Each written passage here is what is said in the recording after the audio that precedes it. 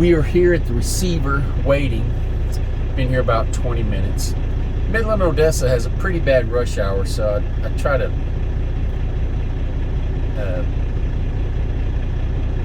beat it one way or another, either go around or get here early.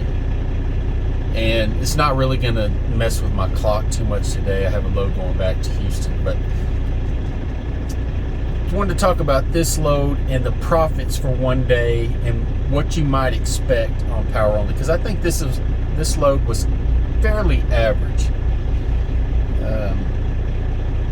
It is coming out here to West Texas, and if you know your lanes, you know you're going to take a hit when you try to pick something up out here and go anywhere else. And by the way, I've taken quite a bit of flack for that.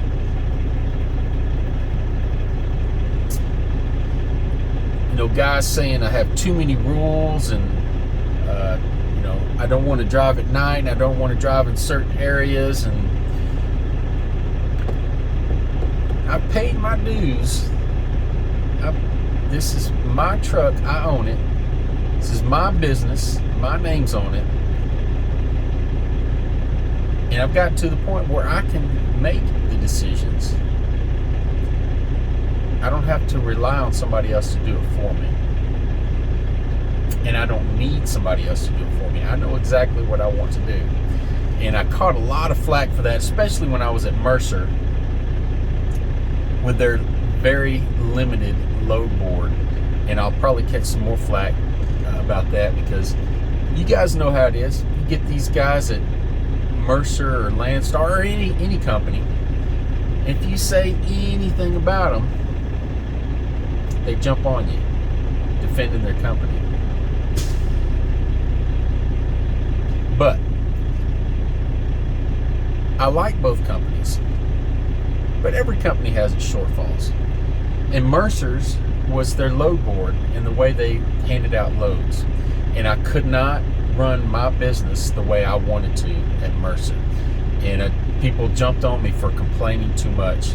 But here I am at F2F doing exactly what I want to do every single day. So this load is what I might consider an average day. So I left my house, and I live kind of in the middle of nowhere.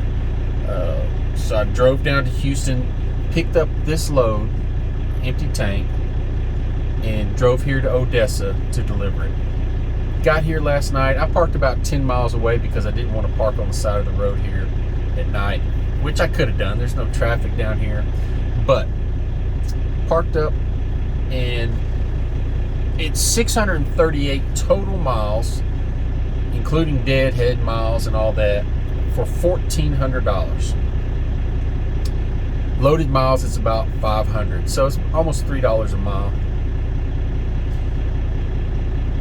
After I pay for fuel, after F2F gets their 20%, and I pay for, you know, if you divide all my accessorials into a daily amount, you know, my ELD, my load boards, my insurance and all that, it's probably around $40 a day, maybe a little bit more. I have to look at it. After all that, I probably made about $800 profit on this one load, and I think that's fairly average. So today, when I finally get in here and get this dropped off, I'm going to go over, pick up another trailer, an empty trailer, take it back to Houston. And that's where I take the hit. I don't mind taking the hit because I'm in doing the things the way I want to do them. So if you come out here to West Texas, or, you know, places like Denver or any place out west, you know you're going to make good money going out, and you're going to take a hit coming back. But you do it anyway because you like it. So going back, I'm only making about a little over $2 a mile to go straight back to Houston, pulling an empty tanker. So today, like I said, yesterday probably made about an $800 profit. Going back, you know, $1,100, I don't know, I can't do the math right now in my head, probably make $500 or $600 profit. I know lots of you guys out there, in order to be able to get a truck, you're doing the lease thing, and I did it, and I may do it again. I don't know. You know, normally you're paying $900,000 a week for that truck. Truck payment, maintenance, and all that good stuff. And this is the way I like to think of it. So if I just decided to bring this load out here, take the load back to Houston, and go home,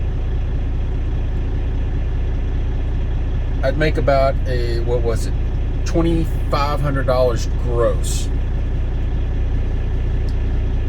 After paying for everything, I'd make about let's just say $1,400 profit, without, you know, crunching the numbers on a calculator. $1,400 profit for 2 days worth of work. Then you got that truck payment. Let's say it's $1,000. You still got $400 going in your pocket.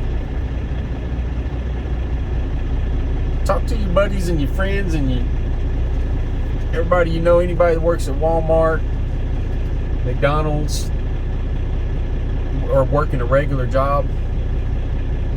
They would love to come home with $400 in their pocket. Most of them don't. You know, after they pay their taxes and pay for their benefits and all that. But that's just working 2 days.